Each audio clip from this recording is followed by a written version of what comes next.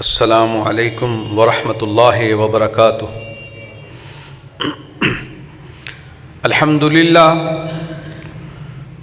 للہ نحمده ونستعینه ونستغفره ونؤمن به ونتوکل علیہ ونعوذ باللہ من شرور انفسنا ومن سیئات اعمالنا، من يهده الله فلا مضل له ومن يضلله فلا هادي له، واشهد ان لا اله الا الله وحده لا شريك له، واشهد ان محمدا عبده ورسوله، ارسله بالحق بشيرا ونذيرا بين يدي الساعة، ومن يطع الله ورسوله فقد فاز فوزا عظيما، ومن يعص الله ورسوله فقد ضل ضلالا مبينا. أما بعد فإن أحسن الكلام كلام الله، وخير الهدي هدي محمد صلى الله عليه وسلم، وشر الأمور محدثاتها وكل محدثة بدعة وكل بدعة ضلالة وكل ضلالة في النار. إن الله وملائكته يصلون على النبي يا أيها الذين آمنوا صلوا عليه وسلموا تسليما. اللهم صل على محمد وعلى آل محمد كما صليت على إبراهيم وعلى آل إبراهيم إنك حميد مجيد. اللهم بارك على محمد وعلى آل محمد كما باركت على إبراهيم وعلى آل إبراهيم إنك حميد مجيد. رب اشرح لي صدري ويسر لي امري واحلل عقدة من لساني يفقهوا قولي. اللهم انفعني بما علمتني وعلمني ما ينفعني وزدني علما. يا معلم ابراهيم علمني، ويا مفهم سليمان فهمني. قال الله تبارك وتعالى في كلام المجيد والفرقان الحميد. أعوذ بالله من الشيطان الرجيم. ومن يعظم شعائر الله فإنها من تقوى القلوب.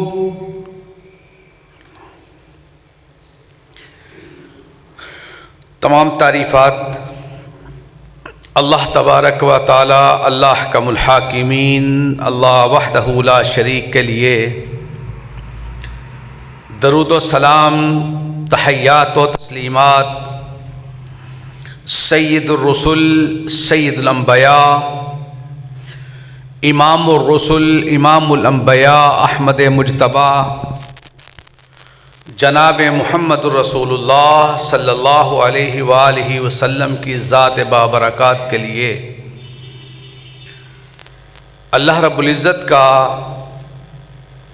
بے شمار بے کنار شکر کہ اس اللہ رب العزت نے ہمیں ایمان کی دولت عطا فرمائی،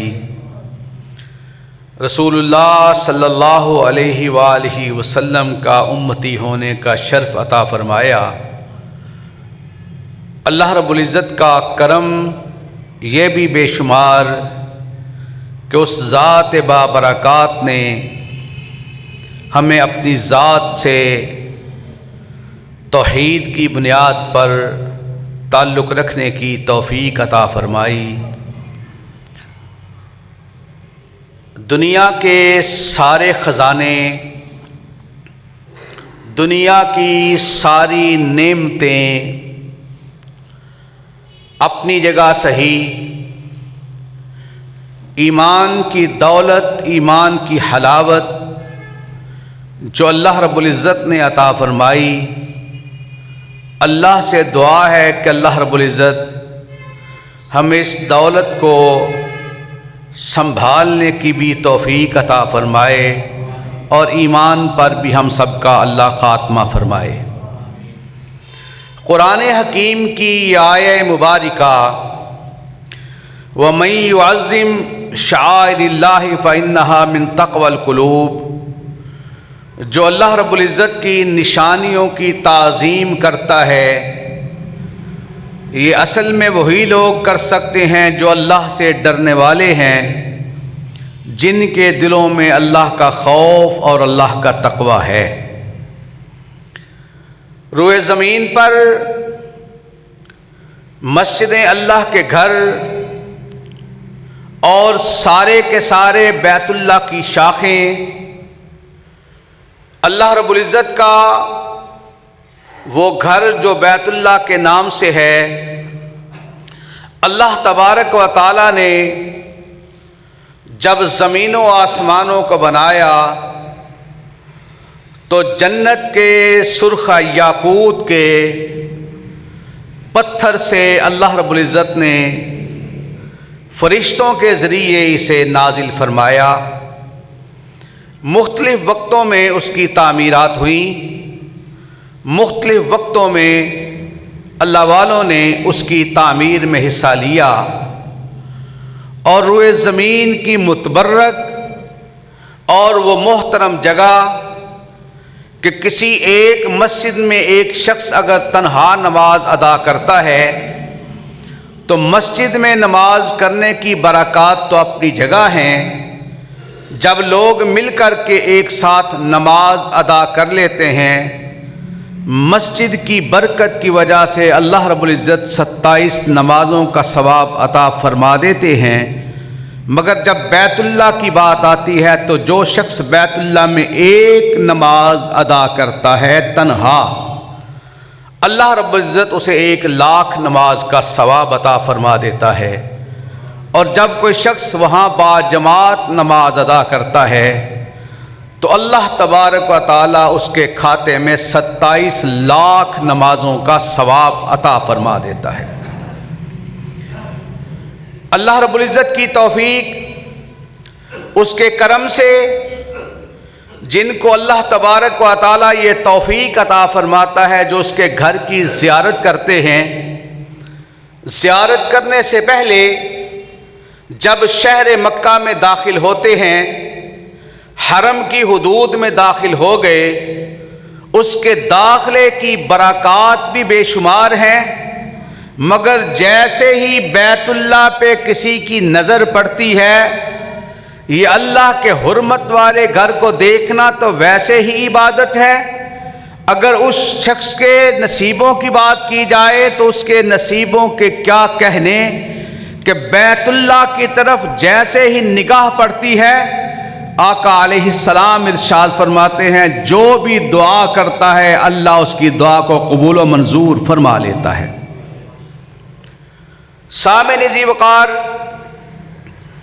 حرمت بیت اللہ ہو، اللہ کی نشانیوں کی حرمت ہو، اللہ کی نشانیاں، صفا مروہ بھی اللہ کی نشانی، آب زمزم بھی اللہ کی نشانی، حجر اسود، وہ حجر اسود جو بیت اللہ کے ایک کونے میں لگا ہوا ہے، ایک طرف رکن یمانی ہے، ایک طرف حجر اسود ہے، اس کے بالکل سامنے اسی کونے کی طرف مقام ابراہیم ہے، اور حجر اسود کی بالکل سیدھ میں صفا مروہ ہے، وہ بھی اللہ کی نشانیاں، مقام ابراہیم یہ بھی اللہ کی نشانی، حجر اسود یہ بھی اللہ کی نشانی، آب زمزم روئے زمین کے اوپر اللہ رب العزت نے وہ پانی عطا فرمایا کہ جس پانی کو پینا تو دور کی بات،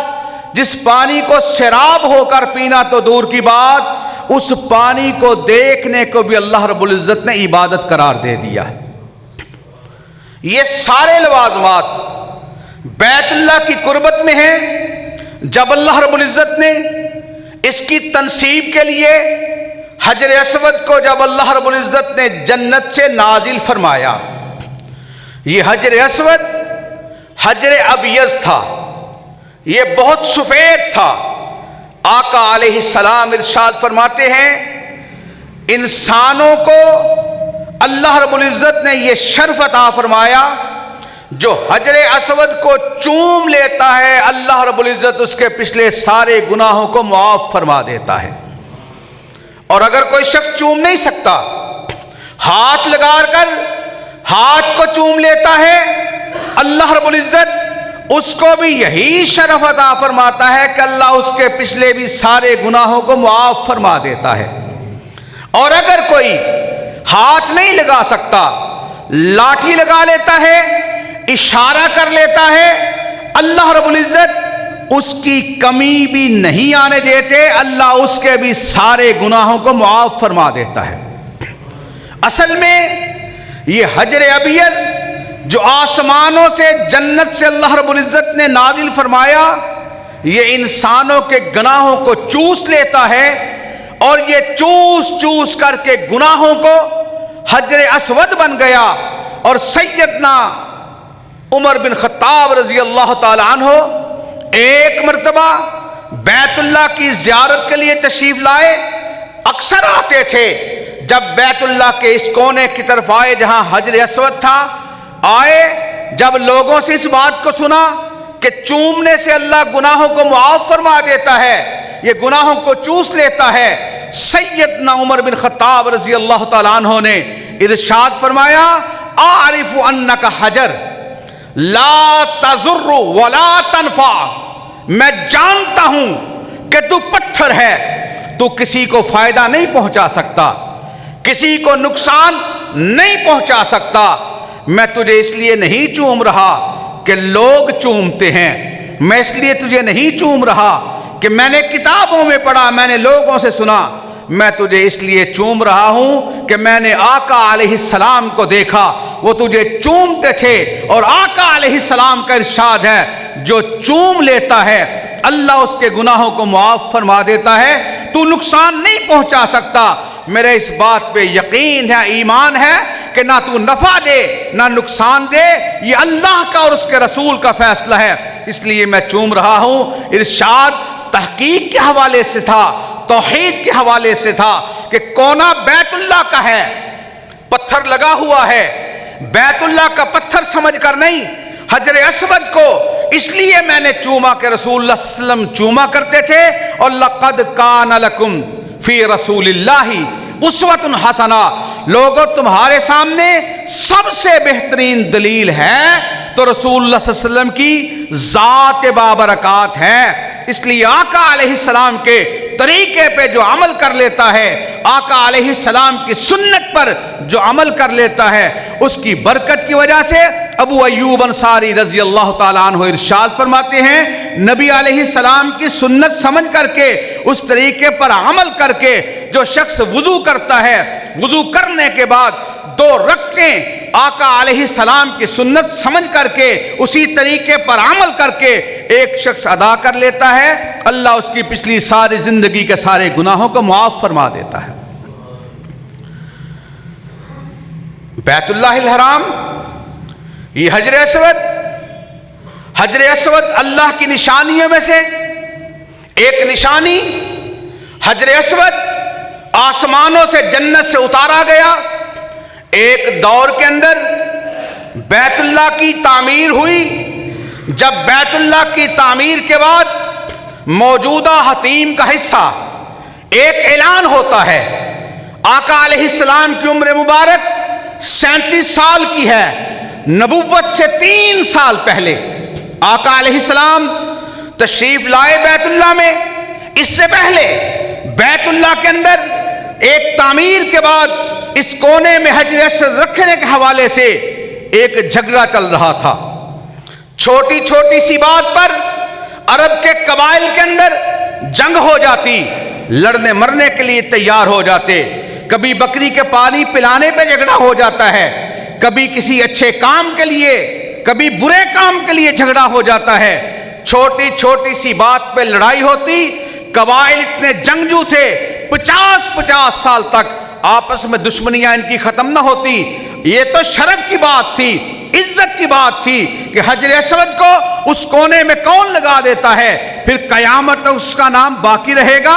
اب قریش کی سوچ یہ تھی ہم نے بیت اللہ کی تعمیر کے اندر بڑھ چڑھ کر حصہ لیا، باقی سارے کے سارے قبائل کہنے لگے اگر تم حاجیوں کو ستو پلاتے ہو تو کوئی بات نہیں، حاجیوں کی خدمت کرتے ہو تو کوئی بات نہیں، ہمارا تعلق بھی عرب کے قبائل سے ہے، اس لیے تعمیر کے اندر تم نے اعلان کیا، ہم سب نے بڑھ چڑھ کر کے اس میں حصہ ڈالا، اور اعلان یہ ہوا تھا کہ لوگوں آج اس بات کو توجہ سے سن لو کہ بیت اللہ کے اندر کمائی اس کی لگے گی جس کا مال حلال کا ہوگا، ایک حرام کی چونی یا درہم وہ بیت اللہ کی تعمیر میں نہیں لگے گا جو حرام کا ہوگا۔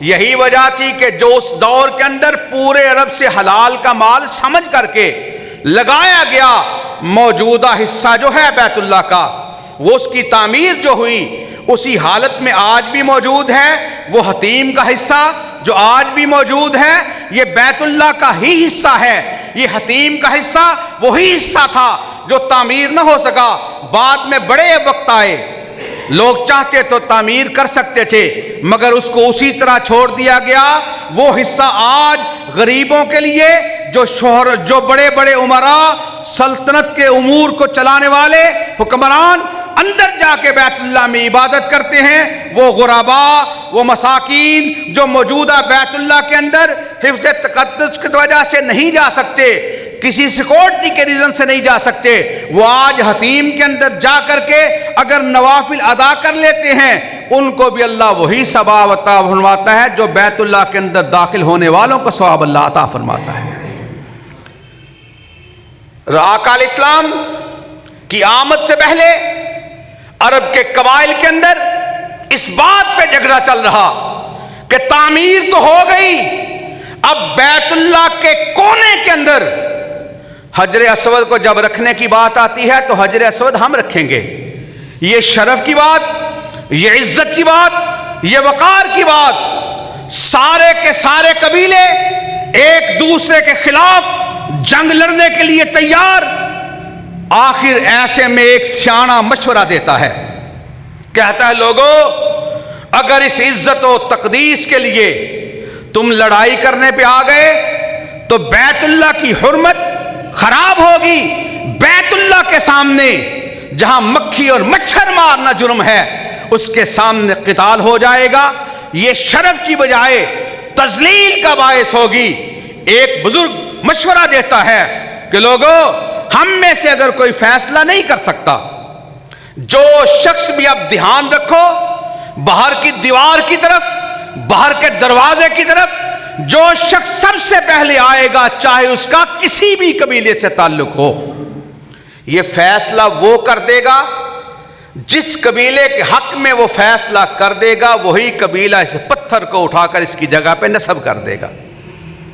سب کی نگاہیں دروازے کی طرف آ گئی، نبوت سے 3 سال پہلے 37 برس کی عمر آقا علیہ السلام بیت اللہ کے دروازے کی طرف سے تشریف لا رہے، ابھی نبوت نہیں ملی، وہ لوگ جو بچپن سے ان کی عمر کو دیکھ رہے، ان کی جوانی کو دیکھ چکے، عہد طفولت کو دیکھ چکے، وہ عمر ایسی جس کے بارے میں اللہ کا قرآن کہتا ہے لعمرک انہم لفی سکرتہم یعمہون۔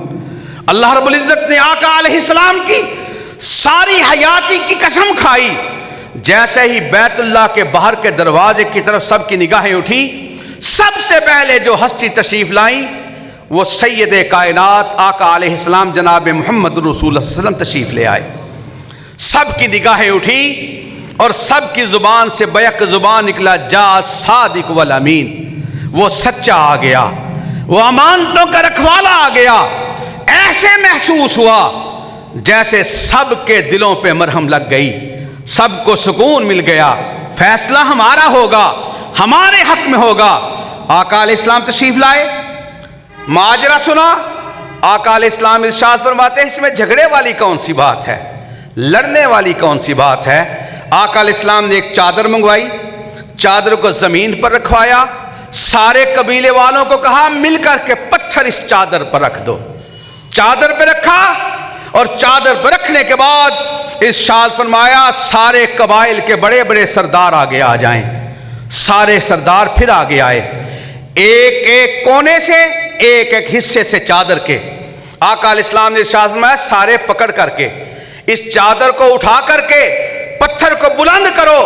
پتھر کو بلند کیا گیا. آقا علیہ السلام نے اس چادر سے پتھر کو اٹھا کر خود اس کو بیت اللہ کے اس کونے پر نصب فرما دیا. جو فلسفیوں سے حل نہ ہوا اور نکتہ وروں سے کھل نہ سکا, وہ راز کملی والے نے حل کر دیا چند اشاروں میں. آقا علیہ السلام نے اس جھگڑے کو, جو ممکنہ جھگڑا تھا, جس سے قتل و غارت گری کا بڑا خوف تھا, لوگ پریشان تھے, آقا علیہ السلام نے چند لمحات میں اتنے بگڑے ہوئے مسئلے کو اللہ کی توفیق سے حل فرما دیا. اور یہی بیت اللہ کا وہ پتھر جو حجر اسود ہے, اسی حجر اسود کو ایک مرتبہ 317 ہجری میں کرامتیہ نے, جو بحرین کا تاجدار تھا ابو طاہر کرامتی, اس نے بیت اللہ کو حجر اسود سے حملہ کر کے حجر اسود کو وہاں سے نکال کر کے دور بحرین کے علاقے میں وہاں لے جا کر کے نشانی کے طور پر رکھ دیا. اس دور کی ایک بہت بڑی عظیم ہستی شیخ عبداللہ تھے. جب دور بدلا 22 سال تک حجر اسود بیت اللہ سے بحرین کی طرف لے جا کر کے بیت اللہ سے الگ کر دیا گیا. جب حجر اسود کے حوالے سے شیخ عبداللہ اس دور کے کرامتی کے پاس گئے اور جا کر کے اس سے کہا کہ بیت اللہ اللہ کی نشانی, حجر اسود اللہ کی نشانی, اس حجر اسود کو واپس لٹا دے. جب مذاکرات کیے, مذاکرات کے بعد حجر اسود کے حوالے سے جب تذکرہ کیا, ابو طاہر کرامتی نے ایک پتھر رکھوا کر کے کہا یہ حجر اسود ہے, اس کو لے جاؤ. جس طرح کا حجر اسود تھا اسی رنگت کا ایک پتھر سامنے رکھوا دیا. شیخ عبداللہ مسکراتے ہوئے ارشاد فرماتے ہیں حجر اسود اللہ کی نشانی ہے, یہ جنت سے اتارا گیا, یہ جنت سے اتاری گئی وہ چیز جو گناہوں کو چوس لیتی ہے. اس کے باوجود یہ پتھر کے اندر اللہ رب العزت کی قدرت کا یہ مظاہر ہے, اس کو آگ پھاڑ نہیں سکتی. اور اگر پانی کے اوپر رکھ دو گے, یہ پانی کے اندر ڈوبتا نہیں ہے. اس نے فوری طور پر کے پانی کے اندر جیسے ہی اپنے پتھر کو رکھوایا وہ ڈوب گیا. حجر اسود کے حوالے سے شیخ عبداللہ مسکراتے ہیں. تھوڑی دیر کے بعد ایک اور پتھر منگوایا گیا, کہا یہ حجر اسود ہے, کہا اس کو آگ کے اندر رکھو. آگ کے اندر جلا کر کے جب رکھا گیا وہ بھی حجر اسود پھٹ گیا. کہا حجر اسود کو آگ جلا نہیں سکتی. نبی علیہ السلام جس کو چوم لیتے ہیں, جس کو ہاتھ لگا دیتے ہیں, اسے دنیا کی آگ جلا نہیں سکتی. اور یہی بات تھی کہ آقا علیہ السلام کے پاس ایک رومال تھا. آقا علیہ السلام کے ساتھیوں نے اس رومال کو لیا, آگ کے اندر ڈالا, آگ کے اندر سے جب رومال کو نکال لیا تو وہ رومال اسی طرح محفوظ تھا. ایک اور شخص آقا علیہ السلام کے پاس یمن سے سرخ دھاری والی چادر لے کے آیا. آقا علیہ السلام نے جیسے ہی سرخ دھاری والی یمنی چادر کو اوڑھا, ایک شخص آقا علیہ السلام کے پاس تشریف فرما تھے, جیسے ہی چادر کو اٹھ کر کہتا ہے سرکار جی, آقا جی آپ سے ایک درخواست کرنا چاہتا ہوں. کہا کیا کہتے ہو؟ کہا آقا جی اس چادر کو اگر آپ چاہیں تو مجھے عطا فرما دیں, مجھے بڑی اچھی لگی. آقا علیہ السلام نے فوری طور پر وہ چادر اتار کر کے اپنے ساتھی کو دے دی. بعد میں ساتھیوں نے کہا ابھی تو آقا علیہ السلام نے اوڑی ہی تھی, تو نے کیوں مانگ لی؟ کتنی جچی تھی, کتنی اعلیٰ لگی تھی. کہا میں نے اس لیے نہیں مانگی کہ میں چادر کو دیکھ کر مانگنے لگا, میں نے تو چادر اس لیے آقا علیہ السلام سے مانگ لی تھی کہ جو جسم اطہر پہ چادر لگ گئی, اس جسم اطہر پر لگنے کے بعد کوئی چیز ایسی نہیں جو اسے آگ میں جلا سکے. میں تو اس چادر کو اپنے جسم پر اس لیے اوڑھنا چاہتا ہوں اللہ میرے جسم پر بھی جہنم کی آگ کو حرام قرار دے دے. اور ایک اور صحابی رسول جب آقا علیہ السلام پہ مرض الموت کا وقت آیا, آقا علیہ السلام نے مجمع کے سامنے ارشاد فرمایا کہ ساتھیو تمہارے اندر رہا, ایک شخص کے لیے اللہ کا فیصلہ آ گیا, میں تمہارے اندر اتنا عرصہ رہا.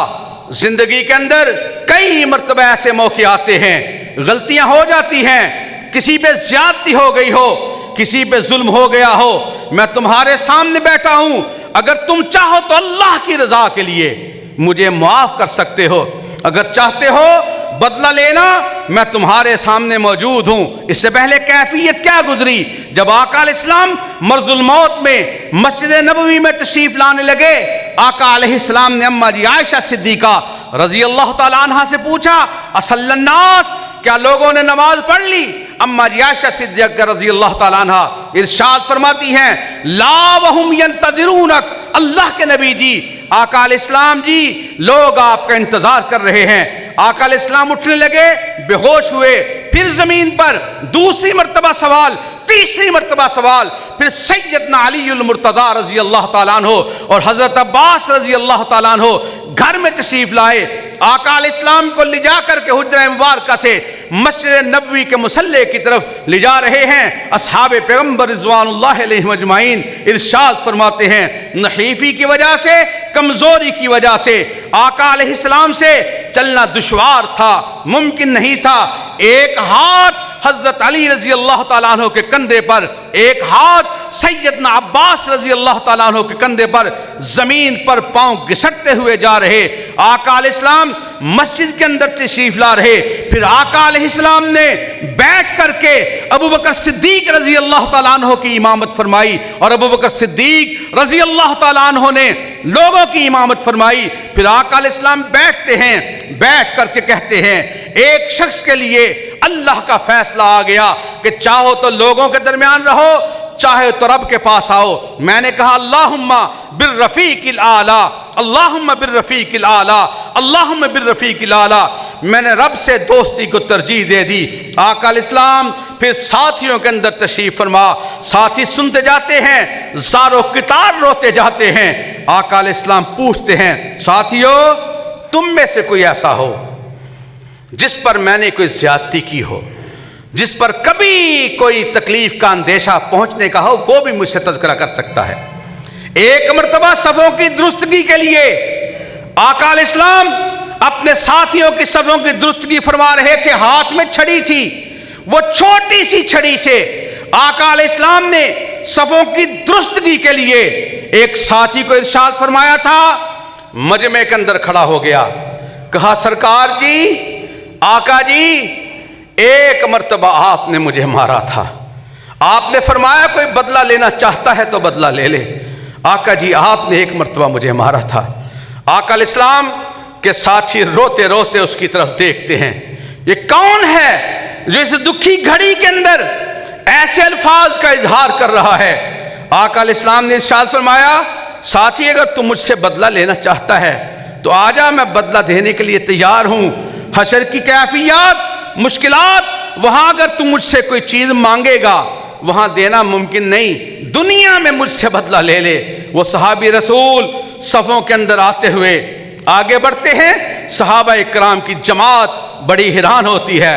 وہ کہتا ہے آقا جی آپ کے ہاتھ میں چھڑی تھی، میرے ہاتھ خالی ہیں۔ آقا علیہ السلام ساتھی کو کہتے ہیں اس کو چھڑی دے دو، آجا آگے مجھ سے بدلہ لے لے۔ وہ سب کے سامنے کہتا ہے آقا جی جب آپ نے مجھے مارا تھا آقا جی میرے جسم پہ کپڑے نہیں تھے، آپ کا کرتا مبارک آپ کے جسم پر موجود ہے۔ آقا علیہ السلام نحیف اور کمزور جسم کے ساتھ اپنے کپڑے کو اٹھاتے ہیں، کرتا مبارک کو اٹھاتے ہیں۔ وہ صحابی پچھلی صفوں سے دوڑتا ہوا چھڑی کو توڑتا ہوا آقا علیہ السلام کے جسم اطہر کو چومنا شروع کر دیتا ہے۔ کہا آقا جی میں اس لیے نہیں کہ آپ سے بدلہ لینا چاہتا ہوں، میں تو آپ کے جسم کو اس لیے چومنا چاہتا تھا تاکہ آپ کے جسم کو چوم لو، اللہ میرے جسم پر جہنم کی آگ کو حرام قرار دے دے۔ اس کی سوچ اور تھی، مگر کائنات کے امام نے اپنے آپ کو محاسبے کے لیے پیش فرما دیا۔ یہی بات پتھر کے چومنے کی تھی، جس پتھر کو آقا علیہ السلام نے چوم لیا، اور ہو بھی حجر اسود، ہو بھی آسمانوں سے اتارا گیا، جنت سے اتارا گیا، اللہ کی نشانیوں میں سے 22 سال تک حجر اسود بیت اللہ سے الگ رہا۔ جب شیخ گئے، شیخ نے وہاں جا کر کے حجر اسود کو پانی میں رکھا، جو بناوٹی بنایا گیا تھا وہ پانی میں ڈوب گیا۔ दूसरी मर्तबा आग में रखा गया, आग ने फाड़ दिया। कहा ये हजर अस्वद नहीं हो सकता। फिर वो हजर अस्वद जो उसने टुकड़ों में तकसीम कर दिया था, उसने बड़ा टुकड़ा दिया। शेख ने देखा, कहते हैं ये हजर अस्वद पूरी हालत में मौजूद नहीं। जब आग में डाला फटा नहीं, पानी में डाला तैरना शुरू कर दिया। शेख ने कहा इसकी हैयत से महसूस होता है, इसकी शक्ल से महसूस होता है, ये है तो हजर अस्वद असली, मगर इसको तोड़ा गया है। जैसे ही उसने हजर अस्वद के हवाले से बात सुनी, बाहर के जो कहा हमने तोड़ दिया, कुछ वहां रख दो कुछ यहां रख लो। कहा बैतुल्लाह के ऊपर जो नस्ब किया गया था, हजर अस्वद का कोई टुकड़ा उससे अलग नहीं हो सकता।